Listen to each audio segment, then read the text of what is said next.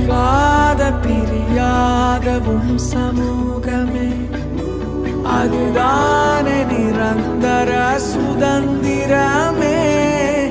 வேறொன்றும் வேண்டாம், நீர் போதுமே.